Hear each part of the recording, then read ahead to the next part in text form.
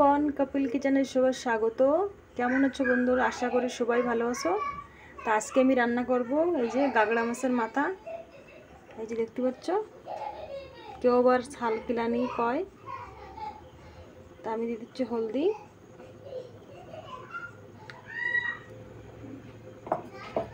আর দিয়ে দেবো লবণ, দিয়ে ভালো করে মাখিয়ে নেব।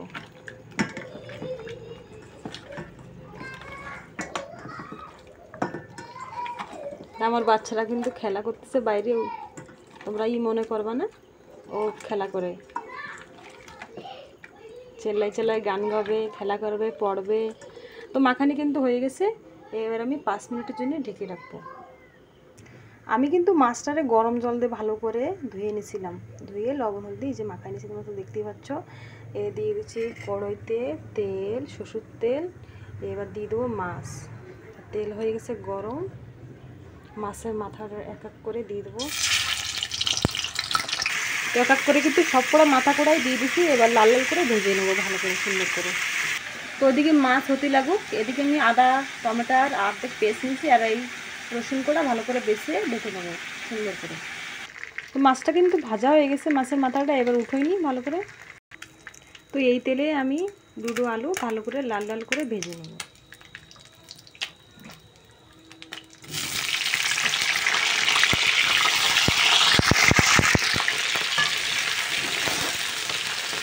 হালকা অল্প একটু হলদি দিয়ে দেবো, সামান্য হলদি, তাতে হলদিটা দিলে আলুর একটু কালারটা এসে যাবে ভালো। লাল লাল করে ভেজে নেব।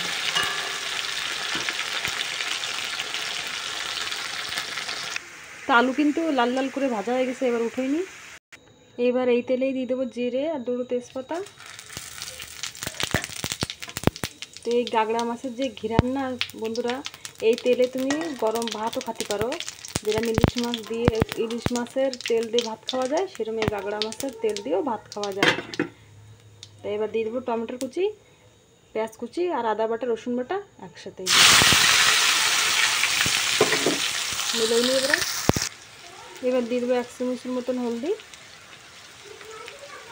আর দিয়ে দেবো লবণ 1 চামচের মতন।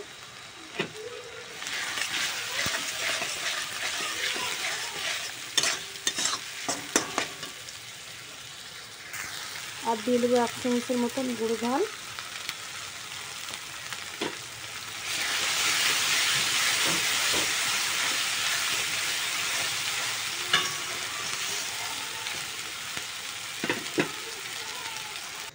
তো মশলাটা কষানো হয়ে গেছে, এবার মাথা আর আলু ভাজাটা একসাথেই এই যে দিয়ে দেবো।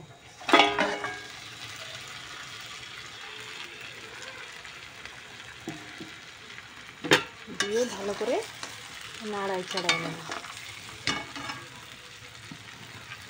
আঁচটা বাড়াই দিলাম।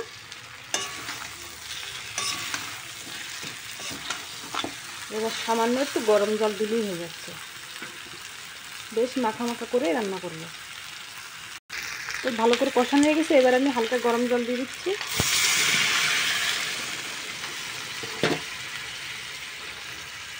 তো আমার মতন কেডা কেডা গাগড়া মাছ খাতি পছন্দ করো কমেন্ট করে জানাইও অবশ্য। আর আমাদের তো হেভি ভালো লাগে গাগড়া মাছের রসা, যাবি হোক আমাদের হেভি টেস্ট লাগে। তাই এবার দিয়ে দেবো গরম মশলা বাটি নেবো, আর বেশি জ্বালাবো না, হালকা গরম জল দিছি, এতেই হয়ে যাবে। এবার দিয়ে দেবো গরম মশলা বেটে নেবো ভালো করে। তো গরম মশলার ভিতরে কিন্তু আমি বড় এলাইচি, ছোট এলাইচি আর এই 3-4টে লং দেবো, আর বেশি কিছু দেবো না। এবার এই কটা বেটে নেবো ভালো করে। তো মাছের মাথাটা কিন্তু হয়ে গেছে তরকারি। এবার দিয়ে দেবো একটু গরম মশলা, 5 মিনিট আগেই দিয়ে দেবো গরম মশলা। এই যে দেখতে পাচ্ছ গরম মশলা।